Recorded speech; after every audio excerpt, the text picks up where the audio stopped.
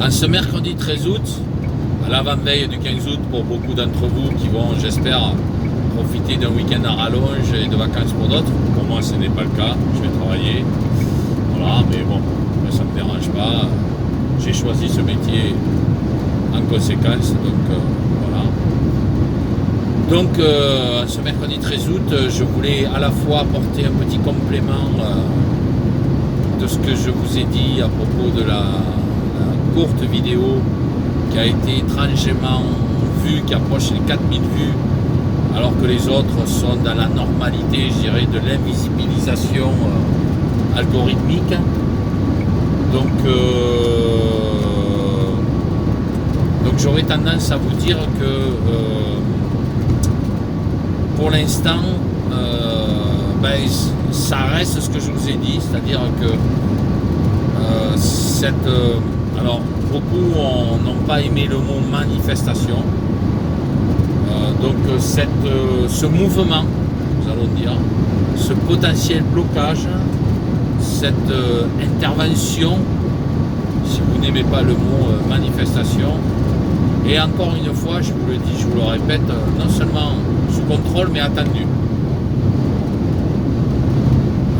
Je vous ai envoyé un lien sur la vidéo vous expliquant ce qui se passe à la CPAM de Vendée, qui est très grave.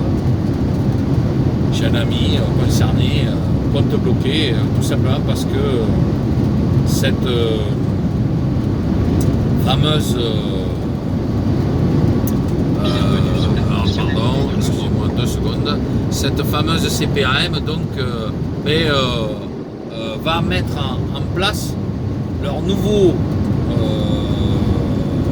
système informatique dès 2026 et qui bug depuis l'année dernière. Voilà.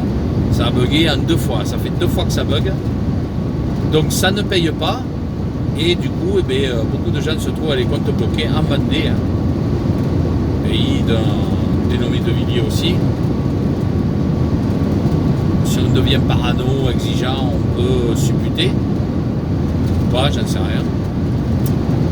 Néanmoins, ce qui se passe, c'est que beaucoup de personnes qui sont en CPAM, qui sont censées toucher des fonds pour survivre, ne les touchent pas.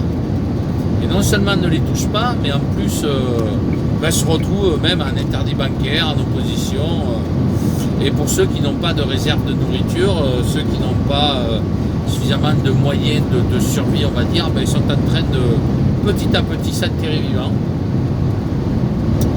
Et quand on y pense, il y en avait un qui en avait parlé déjà en 1981, je vous l'ai dit, je vous le redis, je ne vais pas le nommer, vous savez de qui je parle, on pourrait le surnommer Jacou le Croquant. Et le croquant, c'est vraiment le terme. Et il y a quelque chose qui m'échappe, c'est de voir comment et pourquoi ça ne réagit pas en termes d'armée. Je reviens encore sur ce que je vous ai dit. Les produits français deviennent de plus en plus chers, de plus en plus inaccessibles, de plus en plus rares.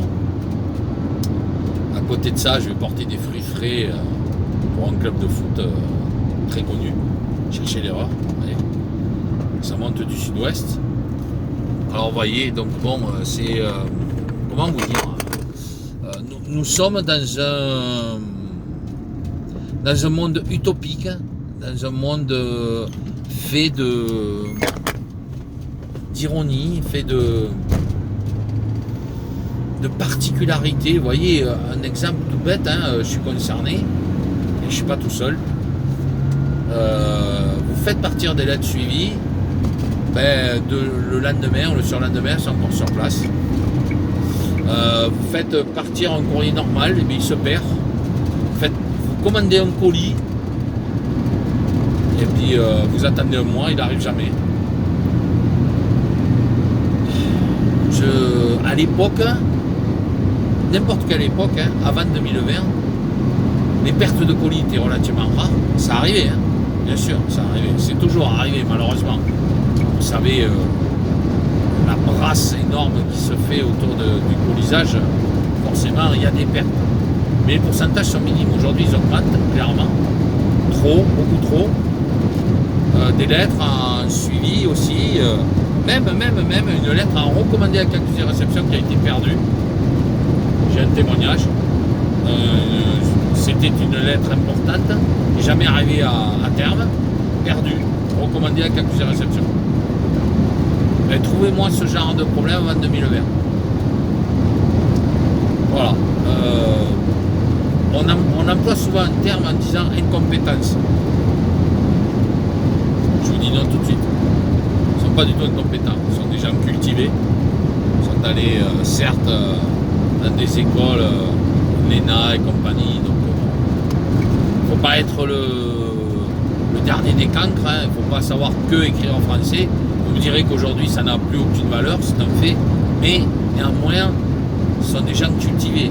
À défaut d'être intelligents, cultivés, qui connaissent les minima de l'écriture française, des mathématiques, un petit peu de l'histoire géo.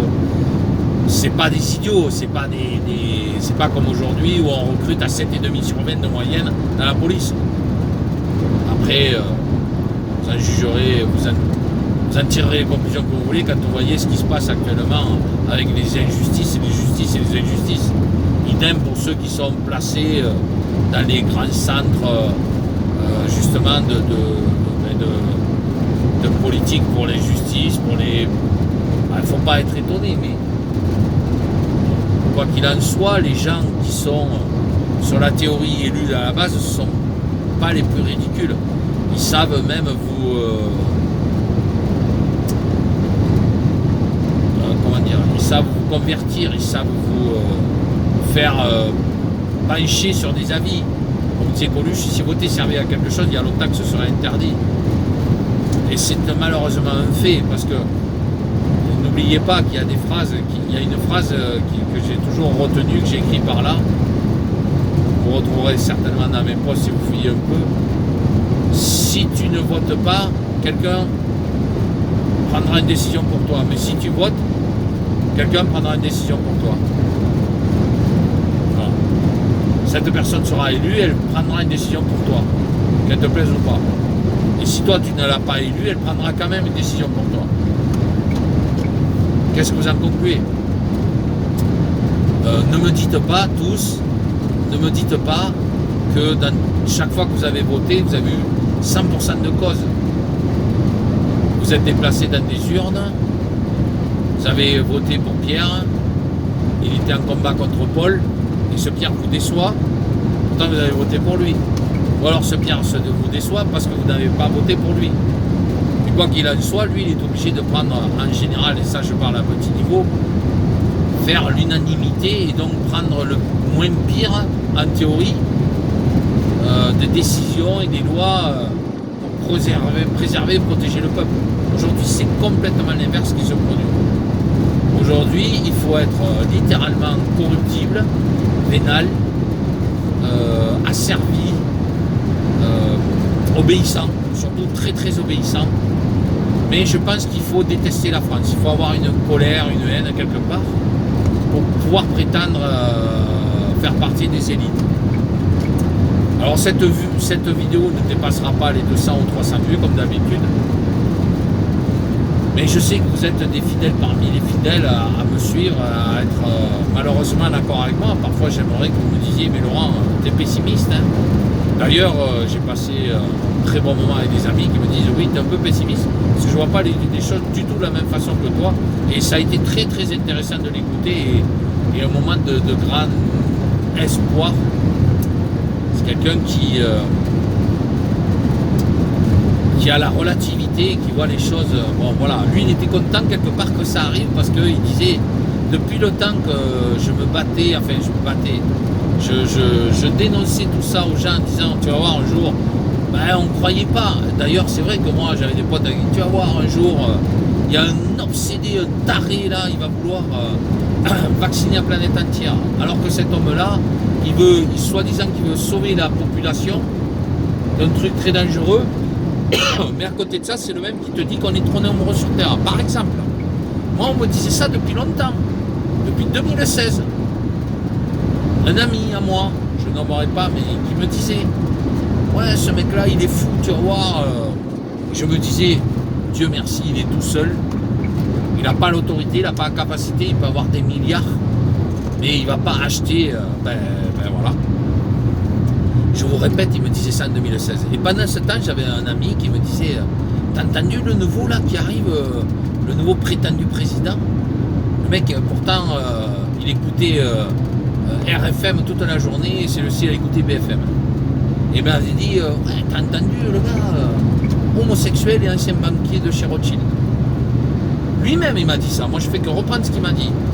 Et il ne pourra pas m'en vouloir le pauvre parce qu'aujourd'hui il est parti. Au moins 2 fois je crois. Il a regretté après mais il avait été obligé de le faire. Et c'est lui-même qui m'avait dit ça. Et on discutait en pleine nuit, je triais les colis. Il dit, t'as entendu, il est homo, il est banquier de chez Rothschild. Moi je le connaissais ni d'Adam ni d'Ève parce que ça fait longtemps que je ne vote plus, moi, depuis Chirac, depuis l'arnaque Chirac, en fait, c'était pas Chirac l'arnaque, c'était celui qui le gouvernait encore une fois derrière, l'arnaque. C'est-à-dire le même depuis 1981, je regrette. Alors après vous dites il est vieux, il est là, mais il n'est pas tout seul, cet homme-là. Il est très bien entouré. Il a monté le scénario depuis cette époque-là. Je me répète à chaque fois, mais à un moment, si on ne comprend pas ce qui se passe, on ne peut pas avancer. Et donc, j'en reviens à Coluche. Coluche, vous savez tous ce qui lui est arrivé, ce fameux accident. Et qui fait que, à l'époque, on pensait être dans l'évolution de beaucoup de choses. Aujourd'hui, vous vous rendez compte qu'on est en pleine régression. Là, on vous dit l'électrique c'est l'avenir. La voiture électrique, sachez qu'elle ne se vendent pas. Il y a des sites de production en France où à l'époque du thermique, ils étaient à plus de 15 000. Aujourd'hui, ils sont à 5 000 avec chômage partiel. Voitures qui sont fabriquées et qui restent sur place. Invendables. Et ils vous disent les Français n'en veulent pas. Je pose la question. D'abord, je lui dis, moi, esthétiquement, je ne trouve pas moche. Et chacun ses goûts. D'entrée, il me dit ça. Pourtant, il y travaillait, le gars. Et il me dit, les prix. Il dit, les prix, combien ça coûte? Les Français n'en veulent pas. Nous, on continue à les fabriquer parce qu'on a des trucs, on doit faire tourner l'entreprise, on a un quota à respecter. Il y en a qui partent pour les entreprises professionnelles, etc., qui sont déjà vendues. Mais le reste, les Français les boudent. Résultat, on est déjà sur le moteur à hydrogène. D'ailleurs, Bill Gates s'est fait plaisir, il s'est acheté un yacht à hydrogène. Moteur à hydrogène. Et il s'est acheté un catamaran, je crois, de 120 mètres de long. Et il s'est fait construire une jetée spéciale à Toulon, si je ne dis pas de bêtises, rien que pour ces 2 joujoux qui s'est gentiment offert lors de la crise du coco. Voilà, donc on arrive toujours sur le point central de se dire que cet homme, tant qu'il ne tombera pas, vous pouvez faire ce que vous voulez, vous pouvez dire tout va bien, ça avance, regardez ce qui se passe, la Russie, l'Ukraine, l'Israël, regardez la Palestine, ça avance, ça c'est là. Tant que cet homme-là, je vous ai dit, c'est le point culminant de cette arnaque interplanétaire, oui, parce que je suppose même qu'il y a des spationautes, des cosmonautes, des astronautes qui ont dû aller dans le ciel et ont dû faire ces injections, donc spatiaux, d'accord, interplanétaire, l'arnaque. De se dire que tout ça vient d'un cerveau d'un dégénéré qui s'appelle BG. BG, le sigle. Donc, qui a des fondations, etc. Et qui est redevenu l'être le plus cher, l'homme le plus riche du monde. Il est redevenu, parce qu'il ne l'était plus. Je crois que c'était Bezos ou Musk qui l'avait détrôné, mais là, il est remonté. Alors après, on vous dit, machin, vous allez voir, ils sont ennemis, ça c'est une certitude, ils ne s'aiment pas. Mais c'est pas parce qu'ils ne s'aiment pas que pour autant ils vont se faire des coups vaches, à dire, je vais te montrer comment on te vide ton compte. Ok, mais moi aussi. On ne va pas jouer à ce jeu-là. Ils ne vont pas jouer à des jeux où ils vont prendre des risques de sacrifier des milliards à eux-mêmes pour acheter un pays, vous voyez. Il y a des films, souvent on dit, moi je vais m'offrir tel pays, avec tout cet argent, ou tel gouvernement. Aujourd'hui c'est une réalité. D'ailleurs, vous savez pourquoi en Ukraine on envoie autant de milliards? Parce que Vlad, il a fait un coup de maître, il a vidé les comptes, les coffres forts de la traite humaine, je crois, et de l'argent blanchi. En fait, la première intervention qu'il a fait, alors moi j'avais vu des vidéos qui courent à ce sujet, ils l'ont montré, les Russes ont filmé ça, en fait ils ont ouvert les comptes et ils ont littéralement vidé. Et Vladimir Poutine a demandé de rapatrier cet argent. Alors après il ne me demandait pas ce qu'il allait devenir et compagnie, mais je sais qu'il a vidé les coffres forts des plus riches qui avaient des comptes, je ne vais pas dire offshore, je crois, enfin des choses comme ça, là-bas. Donc posez-vous la question de savoir qui paye en ce moment pour renflouer les coffres. Parce que la priorité, elle est là. Parce que si vous me dites que c'est pour enrichir les Ukrainiens, que ce soit d'un côté comme de l'autre, les Ukrainiens qui arrivent en France, ce sont soit ceux qui sont soi-disant du bon côté, mais qui pour autant bénéficient pas de grand-chose, si ce n'est, je parle des Ukrainiens, parce que attention, il y a d'autres populations qui viennent en France qui, eux, c'est le paradis fiscal pour eux, c'est le paradis tout court. Hein. Les Syriens, par exemple. Et c'est pas les plus gentils, malheureusement, mais peu importe. Ils viennent, moi je vois des familles qui s'intègrent, ils sont contents de donner à manger à leurs enfants, qu'ils apprennent qui essayent de parler français, etc. J'en vois. Mais de l'autre côté, ceux qui se font bombarder, je vous rassure, ils ne viennent pas en France. Ils n'ont pas le droit. Ils n'ont pas le droit. Ils sont considérés comme pro-russes. Un peu comme en Palestine. On va vous dire, oh, les pauvres Israéliens, compagnie, mais les pauvres Palestiniens, ça n'existe pas dans le discours de toute cette propagande. Alors que ce sont des êtres humains avant tout. Et ça me révulse. Donc je vais un petit peu partout pour vous faire comprendre que tout ceci est un manège dirigé par une minuscule minorité de psychopathes milliardaires. Comme disait Jean-Jacques Crèvecoeur, je le nomme. Il a raison. C'est une minuscule minorité de psychopathes milliardaires. En attendant, ils sont encore là. Et ils sont en train de nous enterrer vivants. La France, l'autre est en train de gagner du temps pour arriver à ces prochaines élections et pouvoir prendre la place de la hyène. C'est ce qui est prévu encore une fois. Ne venez pas me fustiger, ne venez pas me dire non mais ça se fera pas, ça va. Je regrette, c'est ce qui est prévu. Sur le papier, il est prévu que le petit monarque remplace la hyène qui commence déjà à préparer son départ. On le voit.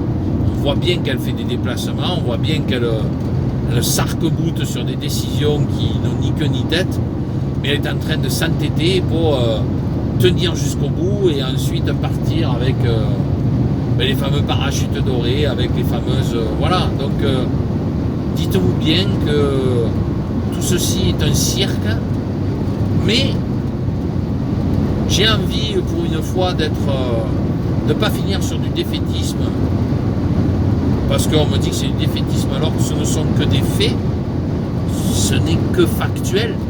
Je regrette si le factuel est déplaisant et donc en conséquence défaitiste, je le regrette amèrement, très sincèrement, mais c'est le cas. Et par contre, donc je voulais vous dire, j'ai cet ami-là en question, il n'est pas tout seul, ils sont beaucoup comme ça à dire enfin ça arrive ce temps où on voit bien qu'à la télévision on comprend que tout va mal. Ceux qui vous disaient que la télé est un véritable poison, moi je ne l'utilise vraiment que pour caster beaucoup de choses dessus et regarder le cinéma. Moi le cinéma et puis beaucoup de magazines, de trucs très... Enfin voilà, chacun ses passions. Mais chez nous, les chaînes informationnelles, c'est du 0. C'est du 0%, ça n'existe pas, c'est interdit. On n'écoute pas. Et puis d'ailleurs, le peu de fois où vous basculez dessus, je sais pas vous, mais on a envie de vomir, on se sent mal. C'est extrêmement anxiogène. C'est très très... je sais pas comment vous expliquer, mais j'imagine que vous êtes comme moi, quoi. C'est hyper gênant de voir tous ces mensonges dénoncés quand vous voyez des médecins, comment il s'appelle l'autre là, le framac qui venait, ou sioniste, je sais plus là, le type qui venait, il a aucune compétence en virologie, mais qui venait vous prétendre que nous allions tous mourir si on ne faisait pas les injections remèdes de BG. Enfin, c'est d'une violence inouïe, quoi. Et donc, forcément, moi, je ne suis pas concerné par tout ça, parce que ça fait des années que je n'écoute plus tout ça. Et il y en a qui sont dans ce cas-là, mais qui eux par contre voyaient ça d'une autre manière en disant un moment ou l'autre ça finira par se voir. Les gens comprendront et verront qu'il y a quelque chose qui ne va pas entre ce que l'on dit et ce que l'on vit. Et c'est effectivement ce qui est en train de se passer. Et c'est là où encore une fois lui me dit ça va s'écrouler, ça ne peut pas être autrement. Il est vrai que quand vous partez sur une situation fausse, je vais vous donner un exemple, chez nous dans les Landes, il y avait eu un bâtiment qui avait été construit et de base, il y avait un problème sur les fondations et après sur les fixations, de base. Ben, ça s'est écroulé. On a eu beau monter, le finir en disant ça y est, le projet est fait, ben, bon mais très bien, ben, allez hop, on va inaugurer et puis tout à coup, il y a une partie qui est fermée parce qu'elle s'est écroulée. Et pourquoi elle s'est écroulée? Parce que ben, à la base, il y avait un défaut, le défaut d'ingénierie et bon, laisse tomber, on est passé par-dessus, ça s'est écroulé. Ben là c'est pareil. À partir du moment où vous partez sur une fausse estime, pas estime, un faux postulat, voilà c'est le terme. À partir du moment où vous partez sur un faux postulat, à partir du moment où vous savez que tout est biaisé, biaisé plus biaisé égale encore plus biaisé. Donc ça part, comme on dit l'expression, pardonnez-moi l'expression, mais ça part en couille. Ça ne peut pas rester droit, c'est pas possible. Les mensonges sont toujours différents. Les vérités, elles sont implacables. Si vous arrivez à une situation et que vous décidez de dire la vérité est immuable. C'est-à-dire que c'est assez paradoxal parce que par exemple sur une zone d'accident, on va se rendre compte qu'il va y avoir 4 personnes qui vont avoir vu 4 personnes vont avoir vu la même chose mais vont l'interpréter différemment. Pourquoi? Parce qu'elles vont être sous un angle différent. Elles vont être certaines vont être choquées, d'autres lucides, etc., etc. Bon. Néanmoins, les 4 vont voir la même chose. Donc 4 fois répéter la même chose. Mais si vous n'avez rien vu et que vous créez une histoire, vous allez la créer, et puis un autre va la créer, et puis un autre va la créer. À moins d'être ultra solide à dire, bon, mais voilà, mais c'est comme ça, et puis il faut rester comme ça. C'est d'ailleurs ce qui se passe chez eux. Mais au moment, ça craque. Ça ne peut pas tenir, parce que le postulat de base est faux. Et c'est là où je voulais avoir un petit peu d'espoir avec certains d'entre vous, en pensant à Christophe, en pensant à l'ami en question, où, à un moment, vous vous dites que ça ne peut que s'écrouler, que s'effondrer. Et depuis le temps où ces gens qui se battent pour les vérités voient que ça arrive, ben ça les rassure. Ils se disent, on y arrive. Moi je ne vois pas en quoi c'est rassurant, j'ai tendance à leur dire, mais en quoi c'est rassurant d'avoir envie de dégueuler, de voir toute cette monstruosité, cette méchanceté. Ben c'est justement, c'est qu'il faut le voir. On vous dit souvent, il faut avoir le nez dans la merde pour comprendre quelle odeur ça a. Ben on y arrive. Vous dire que Jupiter va dégager, non. Ne rêvez pas, il va aller jusqu'au bout, il ira jusqu'au bout. À moins encore une fois qu'il y ait des choses inédites. Mais j'en ai encore parlé avec de la famille tout à l'heure. Vous savez, une manifestation, on en revient au mot, moi je garde le terme de vous manifestez votre mécontentement. En conséquence, vous créez un blocage ou pas, peu importe, votre comportement s'appelle une manifestation. Donc à partir du moment où vous annoncez une manifestation et que celle-ci va être, je veux dire, peu importe l'impact qu'elle aura, mais qu'elle a été annoncée et pas interdite par l'État, ben voilà, il n'y a même pas besoin de finir ma phrase à la limite. La question est déjà dans la réponse. N'est-ce pas problématique que justement, soi-disant, quelque chose de coup de poing comme ça, aussi monstrueux, soit aussi efficace par la suite? Il y en a qui sont mordus à y croire. Il y en a qui sont mordus à croire que les pétitions vont servir à quelque chose. Vous croyez vraiment qu'une pétition va faire destituer le petit monarque qui va dire « Ah, il y a 3 millions de personnes qui ont voté pour la destitution. » Mais qu'est-ce que j'en ai à branler, moi? C'est 3 millions, qu'est-ce que c'est pour moi? 3 millions de personnes. Et voilà, après dans les sondages, le gars, quand on dit 11%, j'y crois pas. C'est beaucoup plus bas que ça. 11, c'est beaucoup, quoi.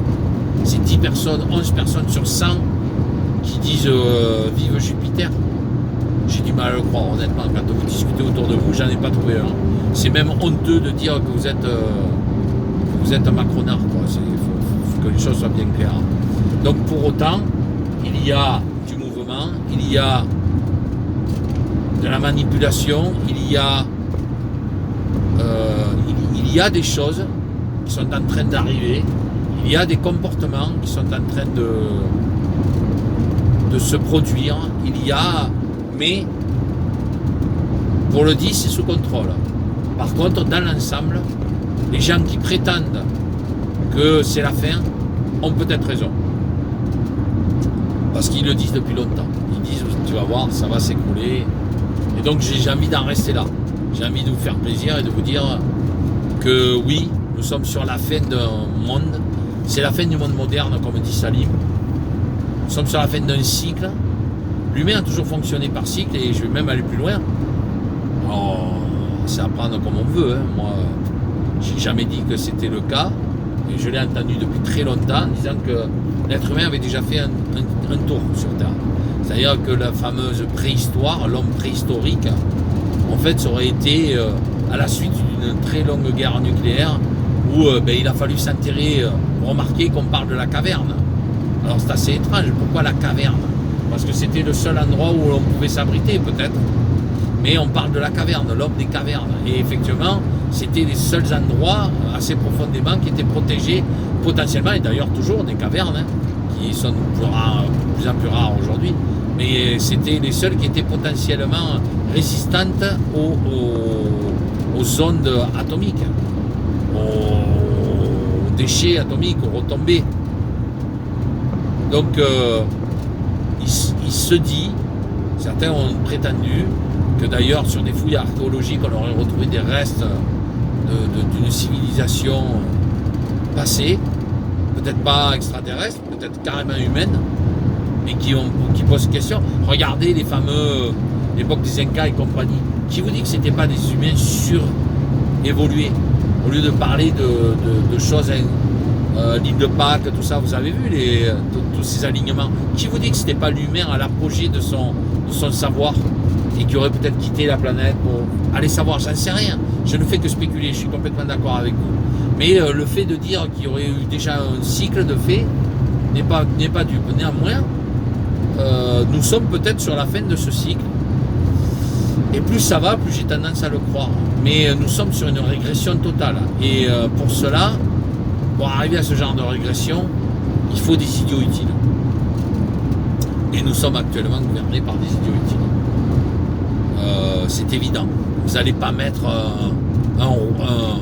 quelqu'un d'intelligent au-dessus du roi.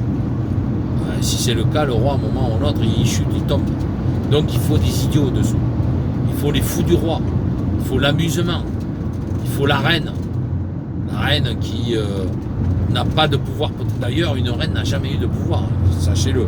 À part si son mari meurt, et encore très souvent, une reine était contestée, et puis il fallait tout de suite réélire le prince, etc. Il fallait à tout prix, dans les descendances royales, il fallait toujours avoir un prince, il fallait toujours avoir un homme, un garçon, pour pouvoir prétendre reprendre la couronne. Vous voyez, donc la reine de base n'a jamais eu, donc à bon entendeur, Jean-Michel, voilà. Et en plus, qui plus est, tu aurais eu plus de pouvoir si tu avais dit, bon, finalement, je m'appelle Jean-Mich, et je vais reprendre le pouvoir, à la limite. Mais bon. Donc, sachez qu'il faut...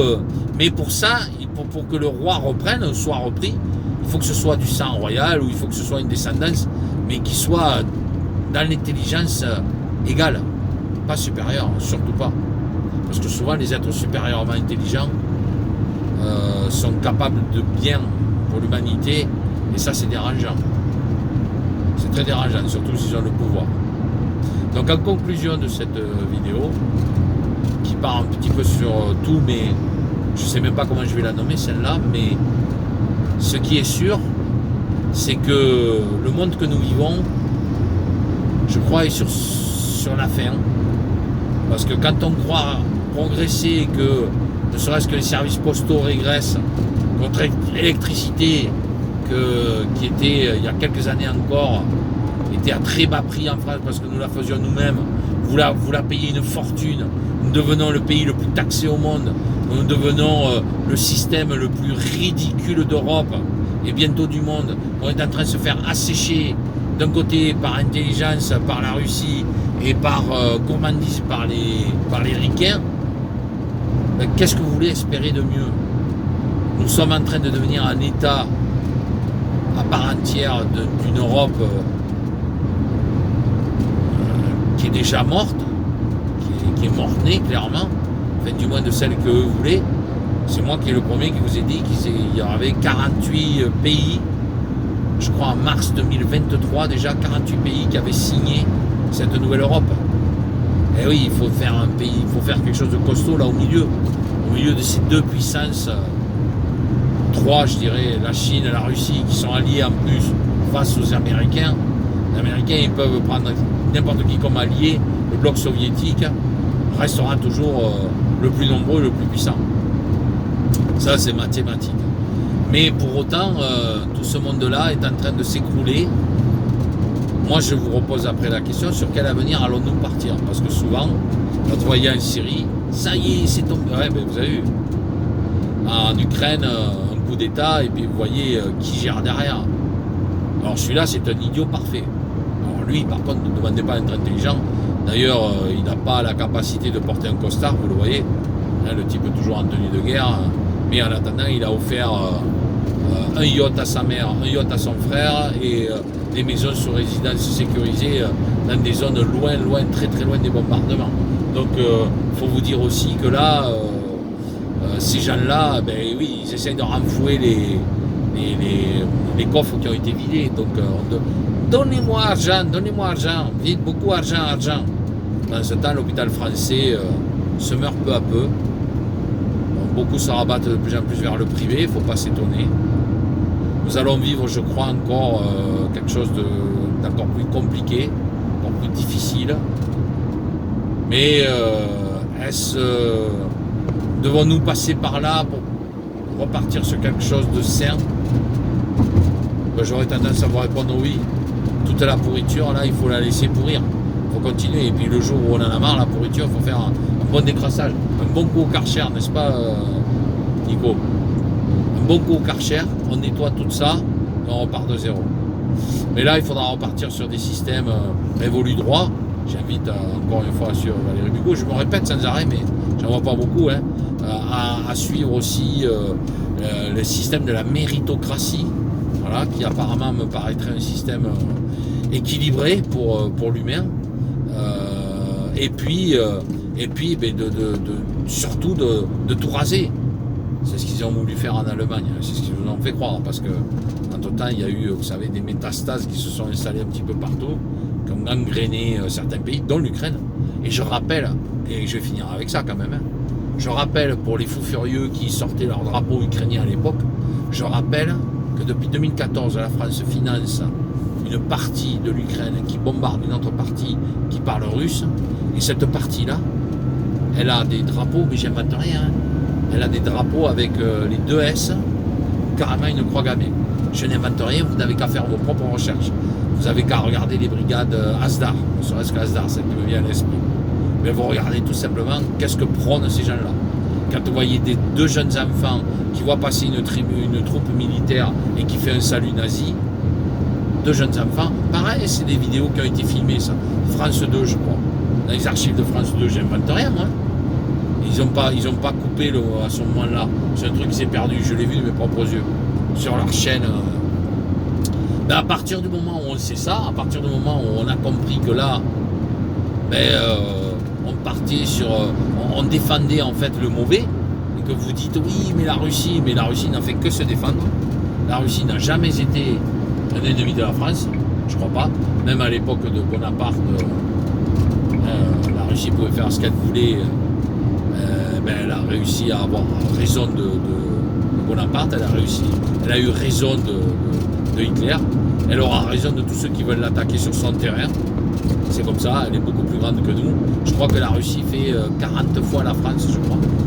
Donc comment voulez-vous, 20 fois, enfin peu importe, je sais plus, mais comment voulez-vous défendre, comment voulez-vous, comme l'Ukraine, mais l'Ukraine elle a beau avoir tout l'OTAN du monde, à un moment ou l'autre, mais ça va se planter. Voilà, moi je ne vais pas trop vous parler aujourd'hui de la Palestine parce que c'est triste ce qui se passe. Hein.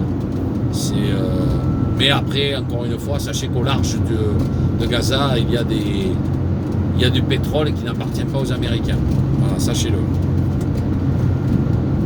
Il appartient, d'après ce que j'ai compris, aux Émirats Arabes Unis. Voilà, moi je finis avec ça. Si vous voulez pas comprendre, on peut rien en faire. Vous, je sais très bien que ceux qui m'écoutent et plus fidèles, vous le savez. Mais je vous invite là peut-être à partager pour ceux qui ont des doutes et qui ne comprennent pas. Puis après, moi, je peux leur fournir des billes de ce que j'annonce. Mais il faut arriver, je crois, à la fin de ce cycle. Il faut vraiment laisser pourrir. Il n'y a plus d'autre solution maintenant pour mieux reconstruire. Comme disait Hitler disait, je pense qu'il est préférable de reconstruire derrière des ruines. Nous n'aurons pas à détruire et ça nous coûtera moins cher. En gros, il avait dit ça en substance. Ce qui fondamentalement n'est pas faux. Ça va vous coûter plus cher de détruire vous-même que vous faire détruire. Mais là, on a en face, on a des idiots qui nous détruisent, qui continuent à nous détruire. Mais ce sera pour reconstruire notre monde, pas le leur. C'est ce que je souhaite. Bis, merci de m'avoir écouté. À très bientôt et passez un bon 15 août malgré tout. Et restons positifs pour autant, restons positifs. Mais c'est de plus en plus difficile, il faut le reconnaître. C'est de plus en plus difficile. Mais j'espère avoir porté un petit espoir en vous disant que ce qui arrive doit être vu. Il n'y a que, vous savez, la pédocriminalité, le jour où vous la voyez, le jour où vous la vivez, le jour où vous savez que ça existe, et là vous rentrez dans le combat. Voilà, et bien c'est un peu ça malheureusement. Il faut parfois, ou alors il suffit d'avoir été un accidenté de la route pour comprendre que l'accident de la route c'est grave, etc. Et vous engager dans le combat, vous voyez, c'est ça. Il faut avoir été concerné, pour être poli, il faut avoir été concerné pour pouvoir vivre un combat. Et là, nous allons être de plus en plus nombreux à être concernés. Et donc, à un moment ou un autre, ça s'écroulera pour, cette fois-ci, un nouvel et bon avenir. Bisous.